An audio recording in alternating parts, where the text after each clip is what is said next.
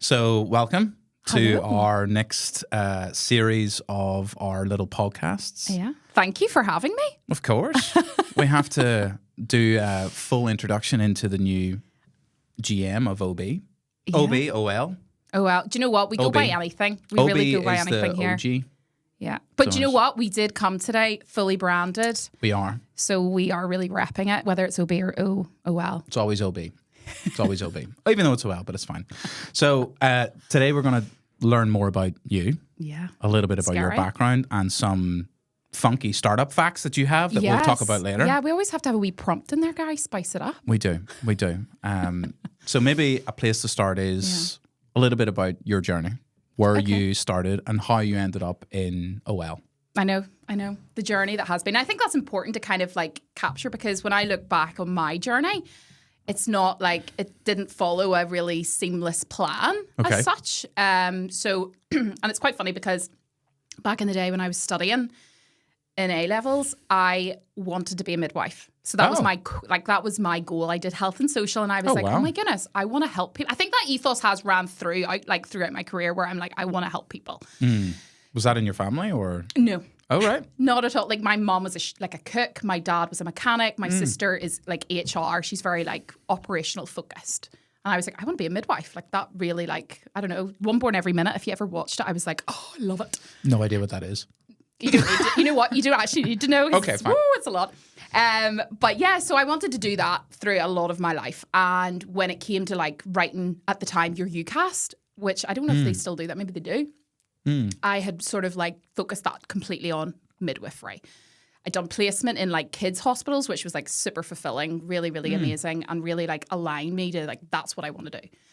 And at the time I was working in a cafe and to get a bit of part-time money. I was also working in a bar. And I remember like my boss at the time told me, she was like, why do you want to go into like working with kids? Like, you suit the hospitality industry. You're great at what you do. And I immediately like pivoted, like overnight pivoted. Based on that conversation? Based on one conversation with somebody who at that time I probably seen quite like as a mentor to me. Okay. And I went, okay, that you believe that, you see that in me, so I'm going to do that. Okay. And so I completely rewrote my UCAS, and I applied to go to Ulster University to do international hospitality management, which is a bit of a mouthful, but at the time I was like, okay, this sounds fun. Probably a big sell of that was because there was a placement year and they really encouraged you to go away. And I was like, okay, I lived the student lifestyle very much from home. I stayed at home. So I didn't live in like accommodation in Belfast. So part of the big sell for me was like, okay, placement year, I'd love to go to America. So that was a big, massive thing. So I got onto the degree, loved it. It was like a really lovely mix of like hospitality, event management, also working in a kitchen. So it was very real life applied application stuff. Yeah. And placement year then came about, and I actually went away to America. So I did a year's placement in a country club in Boca Raton, which was the home of Ariana Grande. Just, you know. Oh la la. I know. That's what sold it, really. Nice. But yeah, it was like an amazing year for me because I learned a lot. I also learned a lot in my own growth because like I was like living with a bunch of people that I hadn't lived with before. It wasn't like your mom telling you what time dinner's going to be on the table, what time will have to be home at or whatever. So there was like a lot of learning in that pace. Came home and completed my final year of studies, got a first. I was like, my goodness, wow. We were actually talking about that this morning because we've got Rosie here going to do her final year. And it's like, that's a massive year. Like, that's a lot of like learning, a lot of like change, a lot of adapting to new different surroundings and environments, and can be busy. So when I graduated that time, I went out to get my first job, which was a massive thing because you're suddenly then going into the real world. You're like pushed into that. Yep. And I went and worked in the Clayton as meetings and events coordinator, which was really good fun. It was like, wow, like lots of learning in that job. Stayed there for a wee while, and then throughout my studies, I worked in the SSE arena. So I worked there very casually. I was a coordinator in there. Loved that job. And I think that was the one thing where, again, like I said at the very beginning, when I started, my core ethos was always, how can I help people? I want to do something where I'm like helpful. And in the arena, I very much, like, it always felt like a lovely safe haven for me because I came through my like studies. I started there in like 2012. And it genuinely was a job that I got up and was like, I love going to work. And that's when I first felt that feeling of like, hey, what I do in my job, I need to love. I need to like have this drive to like get up and be excited about going to work, be excited about how I can apply my passion to what I do. So that was where that really started. And I loved meeting people, the people I met. It's funny because everyone always says, oh, you worked in the arena. Like, who was the most famous person you ever met and you spoke to? Who was? I'm not going to lie, I worked too hard to see them. Right. I don't know. I remember one time One Direction were there, and I remember another time, similar strand on that. I had to go backstage because Niall Horan's like rider had asked for these crazy things, and we were like, okay, we need to deliver whatever it was to his room. And I remember walking into like food and like stuff. Backstage into his room, being like, yeah. So he basically I think it's called a rider. It's like they write out everything that they want. Oh, okay. And I was like, I am stepping into celebrity land here. Like when you went backstage, if you got asked to go backstage, it was pretty cool. So yeah, no, I also remember Adele opened her first night of the like Hello tour in Belfast. That was cool. Like for anybody who went to the Adele tour, like she started it with the song Hello and her eyes just like opened and then she rose from the stage and it was just unbelievable. And I think for me, I was like, wow, like we got to experience that. Was massive. And I suppose as part of that, like my role within the arena sort of pivoted slightly. But it was massive for me because obviously during that time, COVID hit. Yeah. And it was a big time because the events industry completely like fell to its knees. And so at that time, it was crazy because you sort of sat back going, okay, that furlough was introduced and we kind of thought, okay, it'll be like 2 weeks. And during that time, that turned into 7 months. And for me, that was like 7 months of me having this real drive to go to work, talking to people, loving, engaging with people, and how can I help to then being isolated in my home. So that was like, wow, what I need. I felt like I was caged in, which was like very hard for me to process in my own head. Yeah. But at that time, it allowed me then to, I suppose, that was sort of the next pivot for me in that I was sitting at home one day and my old lecturer from Ulster reached out and was like, hey, my husband, CEO of Enterprise Northern Ireland, is looking for somebody just to kind of be his executive assistant on a part-time basis. Would you be interested? And I was like, yeah, I mean, I can barely organise my own diary, but here I can give somebody else's a go. We'll see what happens. Nice. And so the funny story is it was Michael McQuillan at the time, and he actually was one of our guest lecturers in Ulster. He taught me as well. Did he teach you as well? Yeah, he did. Interesting. Yeah, We're quite aligned there. Yeah, in Ulster. Yeah. When I was doing my master's, he came in and done a session, and then he spiraled whenever he was starting Street, you know, his coffee kind of chain that he had. And then, he's transitioned into what he's doing now. So we got taught by the same people. Oh my goodness, how interesting. And it's actually funny because Michael was the one that introed me to you in a lot of ways. So there's a lovely connection there in that sense. So yeah, I met with Michael and that kind of just fell into my hands at the time, that job. And that I've always been quite lucky in that sense that everything, I'm a firm believer everything happens for a reason, right? It does. And every job career that you go into is a stepping stone for the next thing. And so that job came about in a time when the world was like at a standstill. I didn't really know what was happening. I was at home trying to like save for a house. Yeah. So home life and work life was all going in different directions. And I joined the team at Enterprise Northern Ireland in 2020, and immediately joined this life of hybrid at home working, which initially I was like, okay, cool, this is fine. Just embrace it, which was interesting when you're trying to organize a Christmas party from Teams, which is so fun. Nightmare. But yeah, so I sort of in that role was Michael's executive assistant, and that role opened up a lot for me in the sense that I got to meet so many amazing people. Yeah, of course. There was a lot of stakeholder building and a lot of that piece around the startup ecosystem. So working so closely with Michael allowed me to see that and become part of that. And that's when I suppose I was like, hey, this is more than a part-time job for me. Yeah. So I decided in the April of 21 to leave the arena and take on this new challenge. And I very much seen it as a new challenge because it was I was totally green to the startup ecosystem at that time. And over the years of Enterprise Northern Ireland, I was there for 5 years. I sort of moved within the company and became the communication development manager and led a lot of the Go Succeed side of things from the master classes, which was a massive eye-opener because, again, I'm all about taking on challenges. Yeah. And learning by them. And I learned this thing one time, like when I was in a stressful environment and I was stressing, and it was a piece of my life and it was going, oh my goodness. I always learned that it's not happening to me, it's happening for me. So I always operate off that. So I try and not let things stress me out too much. But it was a massive time for me in that I was learning so much about myself. I was learning how to work collaboratively with councils, working collaboratively with local stakeholders and with a new team. I've always been over the years, and this is what I'm so grateful for, I've always been blessed with having amazing people around me. And that has just followed right through. And I hope I can be that support and strength to other people as well. But yes, my time in Enterprise Northern Ireland, I had an amazing team around me.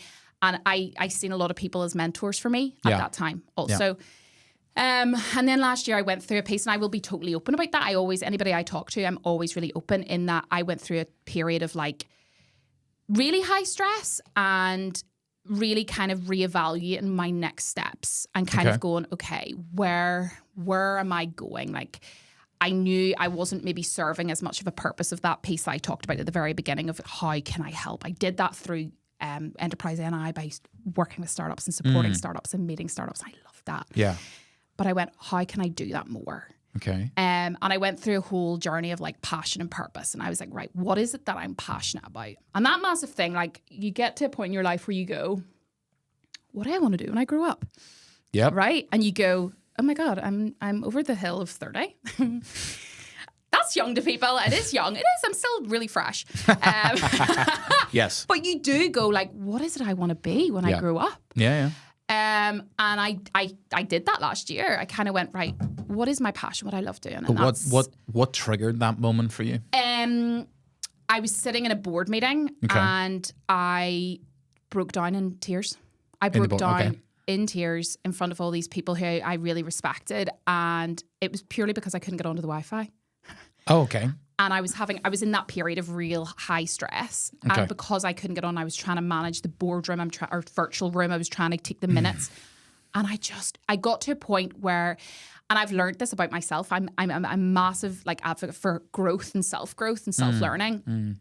I always keep the feelings and the emotions like here, and I always show up, right? Yeah. I keep that covered. And I remember I had a conversation with my friend one day, and I just went, I'm not going to be able to hide this very much for very long. It's going to come out. Okay. And it was that literal day I was in Banbridge, and because one small thing triggered me, it opened a can of worms. Okay. And I just went, there's something needs to change. Something needs to give. And at that time, I went through that whole passion and purpose piece, and I went, what is it I love doing? I love helping people. I love talking to people. I love working with people. I love being able to support people and take them along a journey. How do I do that? And then enter Ormeau Labs. Yeah. So I'm obviously here 3.5 months. And this came about by absolute fluke. And I met with the fantastic and fabulous Claire and Chris and Rosie at the time. And it was funny because it was for something totally different. Yeah. And I applied for the role because, again, I was very much like, hey, this, like, Ormeau Labs is an amazing place. Like, the culture there is class. They support startups, which is what I knew I wanted to do. Yeah.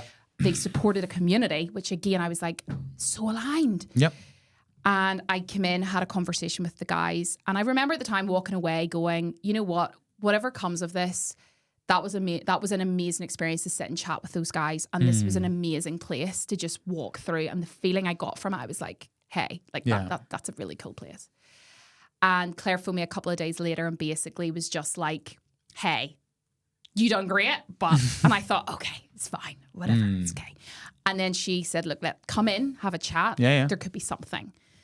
And then that's when the role of GM grew. And I suppose for me, I was like, whoa, because I didn't obviously apply for that role. And a massive piece for me was like, you're not there yet. You're not, like, you wouldn't apply for this, Amy. Like, you're not good enough.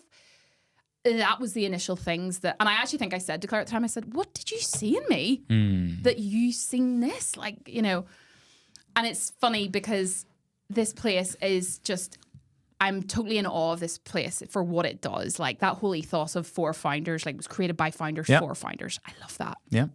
The whole purpose is of how we support the founders coming through. And it's so nice that I've been through the door now 3.5 months and I just see like the people come through the doors. My first mission when I came here was I need to know everybody's name because I'm a massive advocate for, when I worked in the arena, we had like 250 staff, right? Casual staff from all backgrounds, students, older people coming through that just needed a bit of part-time money.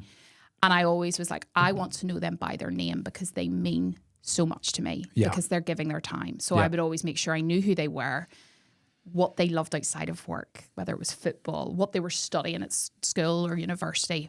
Could we be of any help in any way? I loved being able to do that. That was part of me that I just, it's massive. So when I came in here, I was like, okay, I need to know everybody's name. I need to know what's their business, what they're good at, what do they love, how can we help? And so that's been my massive focus for the last 3 months. And it's been amazing because you see people come through the door. And even if someone says, oh, I'm not having a good day, there's something, I'm like, okay, how can we help? What can we do? Do you need a coffee? Yeah. Can we do anything? It's interesting to see, like, when you've talked about all your roles now, I can see the kind of front-facing, wanting to help each other as being really, really strong throughout that. But I'm really interested to see the difference of coming from Enterprise Northern Ireland to here. Yeah. What is the biggest difference that you've seen? Because it's 2 very different environments, right? Yeah. You know, you've got different business parks. You've got loads of different types of founders. Here's a little bit, obviously, swayed towards like tech and kind of that one-man band scenario. Yeah. What's the biggest difference that you've kind of seen stepping into this kind of role? And also, I want to say, Miss Claire massively. That's one thing I'm going to say. So firstly, on the Claire thing, oh my goodness, I worked with Claire for 1 month, that sort of handover period. I was like, please don't leave. Because yes, I was the same. I love you. Yeah. Yeah. She is just amazing. Yeah. Right? And I was like, I've only worked with you for 1 month. I've worked with her for 5, maybe years. Wow. She's incredible. Like that impact right there. Like she just had and I should say, part of the reason I applied and sort of said, hey, I'm interested in this space. And actually when I had the interview then, even more so, because I seen Claire, I was like, I really want to work alongside her. I see her as a mentor. Yeah. So then when she was like, actually, hey, I'm stepping over, I was like, no, don't, no. Massively. So like for me, that month was massive. Yeah. And it was fantastic to work alongside her. And but it's funny you said the kind of piece of if someone's having a bad day, it's kind of like, how do we pick them up? Yeah. Claire always had that piece of someone walks in, like how do we wrap around and support? Yeah. So it's the same ethos coming through. This is great. Yeah. So, you know, we can do our best. We you know, so far, like everyone comes in here and what's lovely actually is that if there's days where you're maybe coming in, like as in me, and you're going, oh, God, right, okay. It's maybe come to the end of the week or it's been, you know, the members here are like, okay. Oh, yeah. What can we do? Yeah, How can great. we help? Do you need coffee? I'm like, oh my gosh, this is amazing. They like, are. Everyone's just so lovely. They just wrap their arms around you. Massive, the biggest sort of change, I suppose, for me, I suppose for me, the biggest thing was probably a lot of personal growth in myself. Okay. Because for a long time, I maybe within Enterprise Northern Ireland, I was working alongside Michael very closely and in working with our partners and looking at the ecosystem. And then I came on board here and it was like, okay, Amy, big girl pants on. You've got this. Put all your learning into place and go forth. And it's lovely because a lot of the partners I would have worked with within that ecosystem are still aligned in a lot of ways. So it's while it's a different relationship, it's still very aligned. But how, like the difference of, obviously you had Michael who was obviously running and you were in the background. Now you're pushing forward. Yes. So that's a big difference. Massive. So how does that feel? It's like a lot of the days I catch myself and go, like, go ahead, Amy. Like, well done. Like, what you've worked hard. And I'm always looking and learning for more. And I think this role has been the perfect time for me to come in and, you know, look at where we are as an organization and what learns I've already got through the years of being in the businesses and the organizations I've been in, and applying that, but learning as well, because this industry I'm very green to. Like that tech space is what you said, we're more swayed to that sort of side of it. I'm very green to, and we were chatting around the whole, like, you're obviously investment lead here, and it's like that world to me is like a new world. That's fine. Like, so, but we can figure it out. Yeah. Don't worry. Well, this is the thing. We can figure it out. Literally, one afternoon we'll have it figured out. We will whiteboard it out. It'll be fun. Don't worry. But like for me, I'm like, this is really exciting. Like I know now. Like I was actually reading an article last night from DC Callahan, and I was like, because I'm starting to really like get into this industry, because I'm like, okay, I'm learning. Yeah. And like he was talking around AI and like venture capital. Like that world to me is like, that would never have interested me as such before. That world now is like amazing to me. Like I love getting my teeth into things and like looking into things, and like that's only going to grow more and more, because again, where it falls back to that piece of, we want to be able to support our founders here. I want to be able to like understand that. And the ecosystem, naturally, we all know this, the ecosystem is like, there's so much, even while Northern Ireland is such a small place. It's like there's so much support out there, but it's like knowing what is the right support. Yes, it's for hard our to navigate. Founders. Very, it's very hard to navigate. Very, very hard to navigate. People run around in circles, and it's a nightmare. Yeah, like, and I suppose from your experience over the years, like you absolutely have seen that come to light. Well, the nice thing about in here, and you kind of said it, was this is like a one-stop shop for founders to come in. There's multiple accelerators, multiple partners, multiple people involved in this space, and it's always back to founders who have been there and done that to give back to the community. So it's a really incredible space that someone can come to and get all that support. But still, some people don't know about it. Yeah. Oh my goodness. Do you know what's lovely?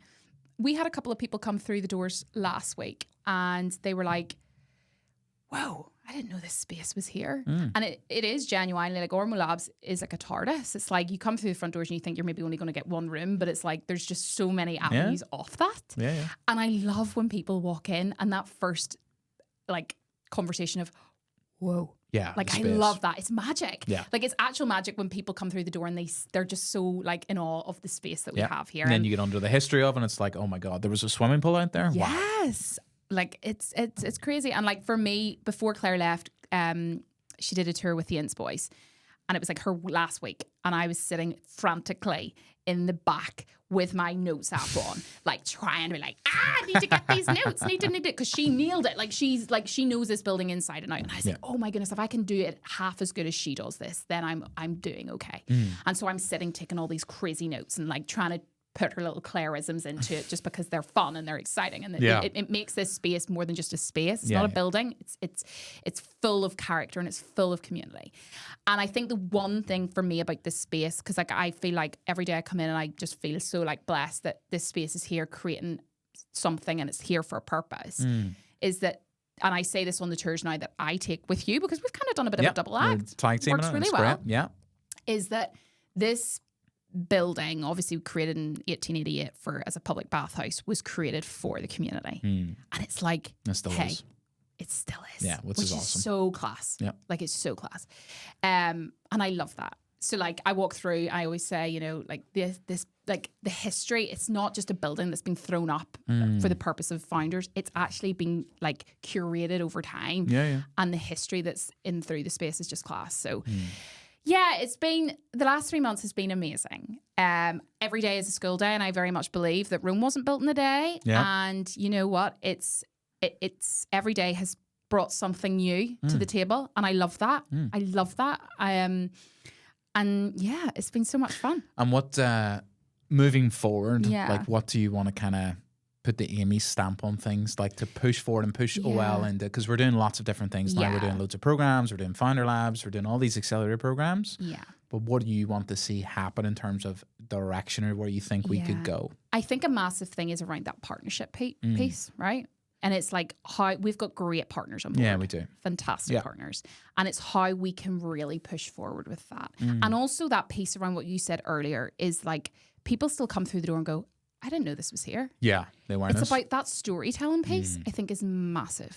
Like we've got a fantastic community here. We've got fantastic facilities here. We've got fantastic mentors here, like looking directly the alumni, at you the founders connections that we have is insane. unbelievable. It's insane. And a massive part for me is that I still haven't scratched the surface on meeting those people. There's so many.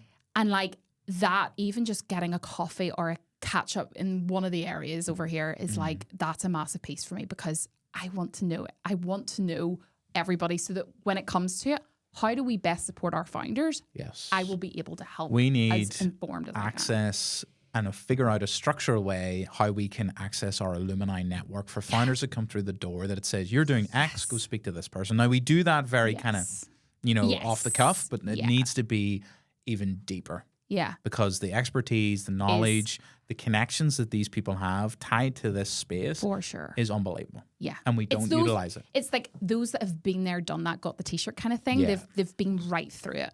Because I see the founders come through now and it's really exciting. You know, obviously we've kicked off Founder Labs Cohort 3. Yeah. And it's really exciting to see that new life, that new buzz come through the door. But it's also like, hey, look at all the people we've got in our alumni networks that can actually really support these people because it's all so aligned. Yeah. They've been there, that, you know, they can support. And that thing of like giving back, they're not doing it for any other reason other than they want to be able to support. So it's like, how do we tap into that? Right. We need to fix this. Yes. We need to make something after this and figure it out. Yes. And it's not that there's targets aligned to it. It's just, I just want to help. I just want to help. I want people to grow and scale. Like even me being in here, I'm like, gosh, can I get a business? Like I need to think of a business. I need to scale it fast because this place is called. Yeah. I was once told I was an entrepreneur in the closet. Oh, okay. There we go. Which I was like, okay, fair. I must be giving that out. You can do Founder Labs if you want. Cohort 4. Yeah, you never know. I happen to know a couple of the guys that, so I can see what there we go. What happens. Okay, so let's go. This is a bit of a strange one for you. Oh my goodness, go. What is the strange, like coming into this, right? Strangest fact you know about this space? Ooh, the strangest fact. Because we're going to go to your little sheet next. Yeah. Facts of whatever the hell's on this sheet. So we'll figure it out. They were good fun. Strangest, weirdest thing you know about this space coming into it? Someone might not know. Like the history. Anything. Anything you learned. Oh, this is fun. Okay. So, well, firstly, we have got like 200 odd members, like 265 members, I think we checked this morning, right? Oh, I was didn't even know. Wow, that's pretty cool. The history of the building, I think, has been the biggest thing for me because I was like, wow, I didn't know this actually existed. And again, it falls to that thing of like what this building was built for and what we have now created and what the space is now, what it means to us. Yeah. And the co-founders that are aligned with it, like the guys that you know, back in 2016, seeing the need for this space, like I'm totally in awe of all of them. Yeah. For, you know, creating this space and seeing that demand for it. If that's a tricky one to kind of navigate through. I think the members here are all amazing and it's lovely to sit. And I sat one day with Luc Carre, who is one of the co-founders of You and Us. And I was like, I knew what he did. But actually, I hadn't sat with him at this point and went, show me your work. Like, what do you actually do? Yeah, what do you actually do? And while he's like brand storytelling, creates websites, and like that's very much in short because he's so much more than that, as I have discovered. And he just took me through like a customer journey of working with a client, and I was like, "Wow, you're just he's so awesome. Talented." Yeah, and that is right throughout our space here. Like everybody brings so much talent, and I always say like the best conversations always happen in the communal kitchen areas because everyone just gets together. Whenever I worked back in, so I did sales back in the day. Did you? Yeah, doing R&D tax credits, which our friends in Amplify do here. Yes. I used to work there. I got one of our biggest clients in the kitchen. No way. By handing the person a Coors Light. Wow, that is cool. Which is great. That's really cool. Which is really cool. So it just shows that kind of right time, right place scenario. Yeah. It's wonderful how that kind of happens. A lot of other spaces, I will say that it's kind of closed a little bit. This is a very open space where everybody wants to just get up. How can I help you? Yeah. What can we do together? Like I've never seen somewhere like that. Yeah. I haven't. It's pretty awesome. It is. And you know, actually even just to say that, my first week here, I met David Henderson from DHD. Yeah. He says, let's get a coffee. And I says, absolutely. It's one of my favorite things. Coffee and chatting. Nice. And I says, yeah, let's do it. And he chatted to me. And like one of the first things he said to me was, how can I help you? Is there anything you need from me? Yeah. Like, what support can I give you? Yeah. And I was like, whoa. Yeah. And actually, we were chatting the other day, and I said, hey, like, oh my goodness, I've been in here 3.5 months, like, class. And he was like, and I was the first person you had a coffee with. There you and go. I was like, you were. And that was amazing. It was a great coffee, and it was a great time to chat with him. And like that thing of the members here, while it looks like a TARDIS from the outside, inside is just filled with so much talent. Big time. And like, it's just awesome. It is. It's just an awesome time to be in this space as well. Like, yeah. It is. It's been class. Let's do more quick fire to round us off. Give me some on this bad boy. Okay, so first one that's not on the sheet, actually. Okay, go. What is your here we go. ritual every morning when you get into Ormeau Labs? I always ask this on my podcast. That's What's your morning ritual when you get in here? My morning ritual is pretty, first or second coffee, I'm going to say. Ooh, okay. Straight in. Have to make sure there's What's lots your of coffee caffeine. order? Oh, flat white. Okay. Ooh, straight awesome. in. Yeah. Me too. This is third. It's fine. Wow. And I am a freak for inbox zero. Okay. So I have to make sure that everything from the night before is done in my emails. Okay. Or I just freak out. I get that. I absolutely freak out. So in the morning, I make sure, go in, if there's anything critical, whatever, sort that out, and then straight to our founders. Yeah.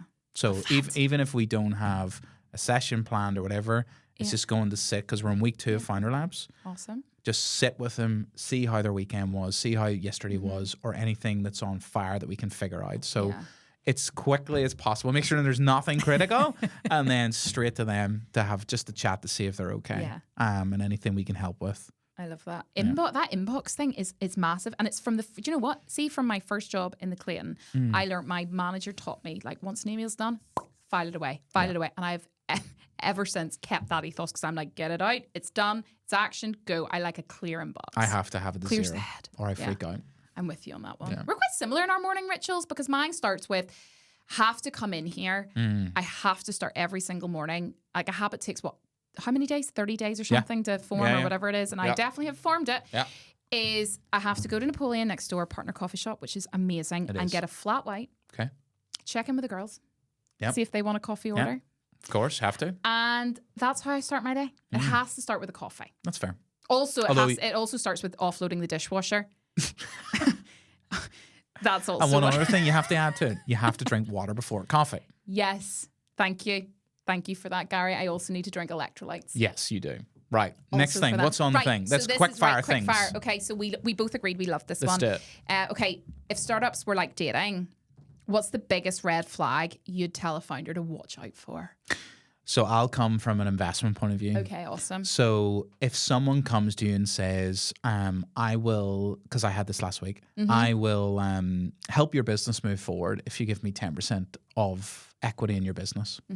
That is the worst thing ever, right? There is people that are out there that are sharks that want to try and attach themselves to businesses and founders because they're such in an early stage. If someone wants to come on and help you as an advisor, or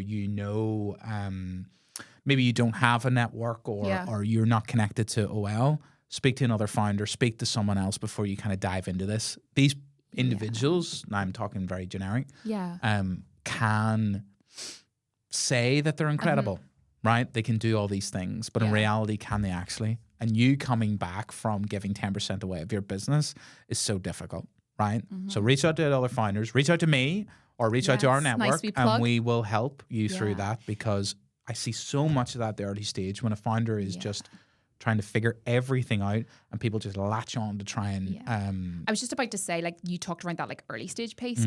Like, obviously, you're an early stage founder. If anyone approaches you and you are on that road to, like, looking for investment, and you maybe aren't even sure what type of investment that is at this point. Yeah.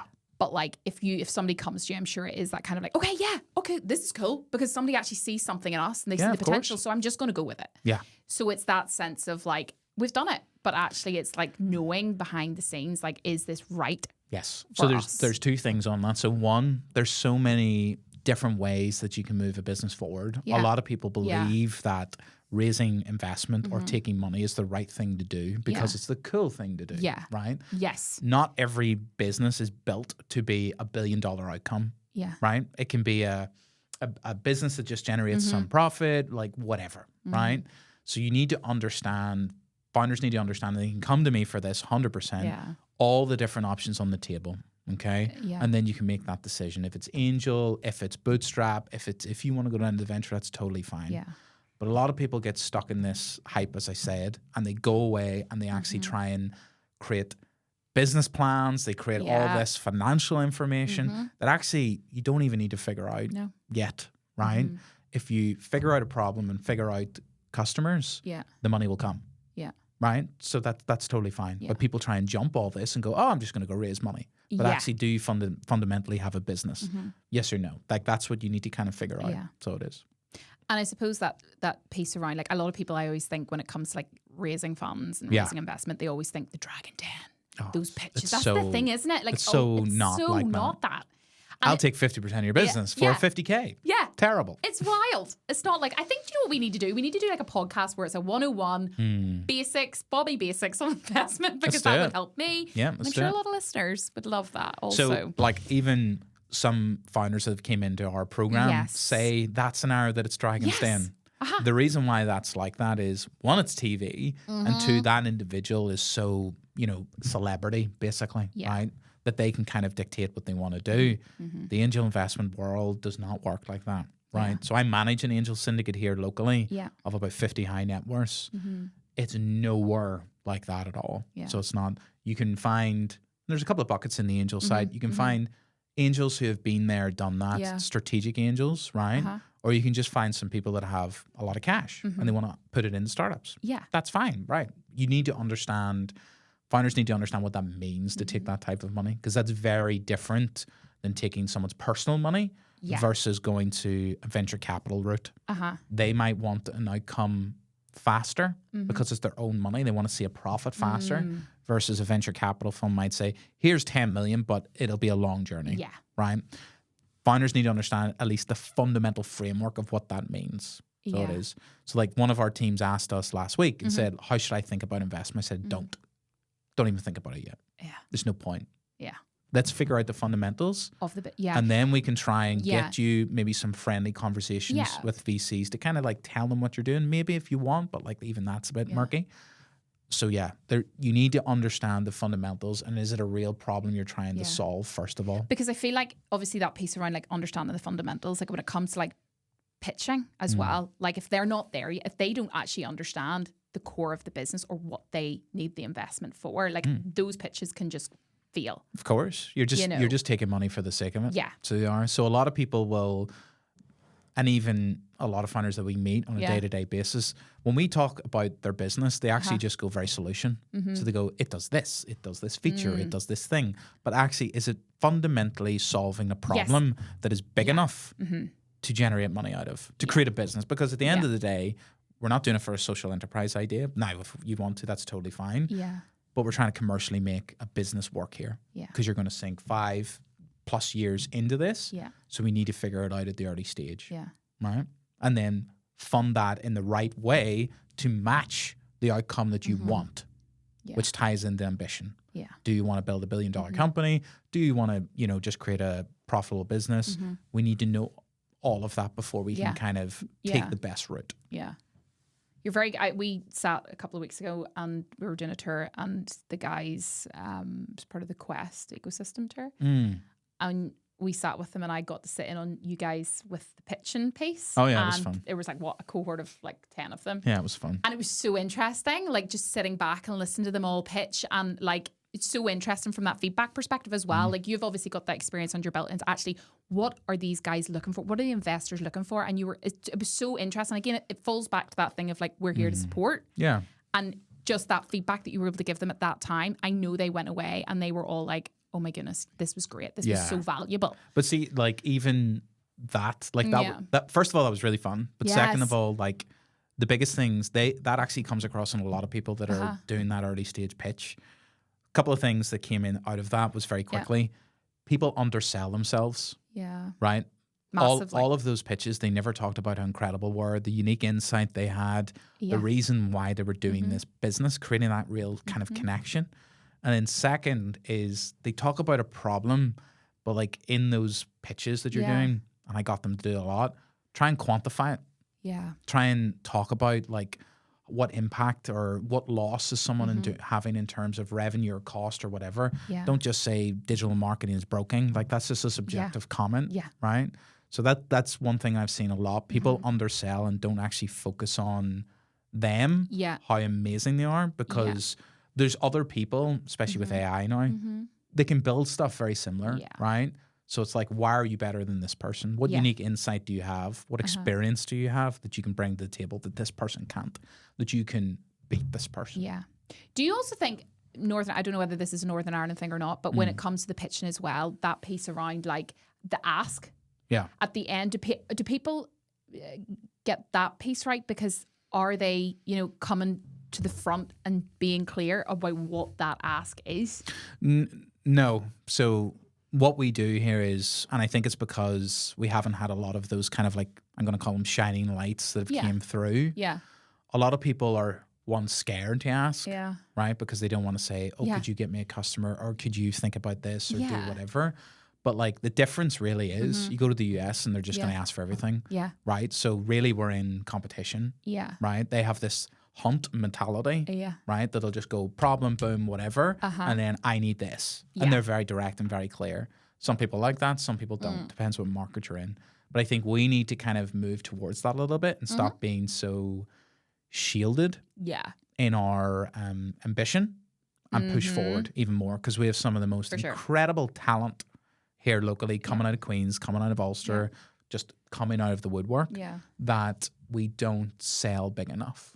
So we don't. So we need to do it more. We need to believe that we can fight on a global kind of stage. Yeah. Which we can. Absolutely. We definitely can. Absolutely. That's very interesting. We could talk about this for days. We could. Absolutely could. It's a massive learn for me as well. So no, I appreciate that. Next question. It's not on the list, but you work with, obviously, and you have done over the years with a lot of founders and supported them. If you could start up anything, tech or non-tech related, what would it be? What would it be and why? It sounds like still a blind date. Oh my goodness. What would I do?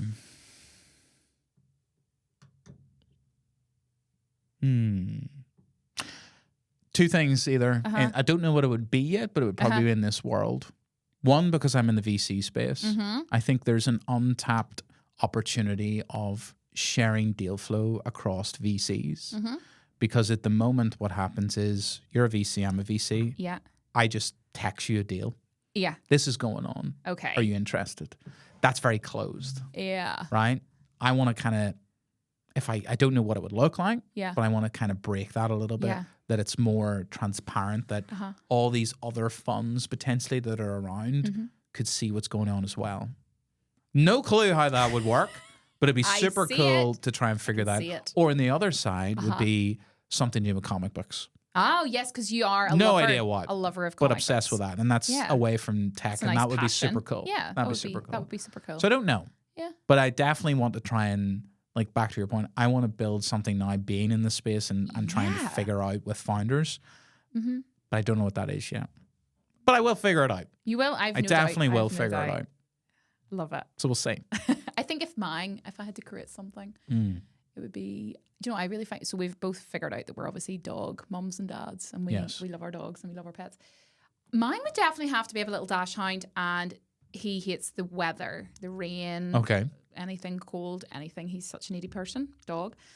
I would create like something that I can dress him in. Like, see, trying to get a coat for a dash hound, really hard because they're little long bodies. Okay. I would definitely do that.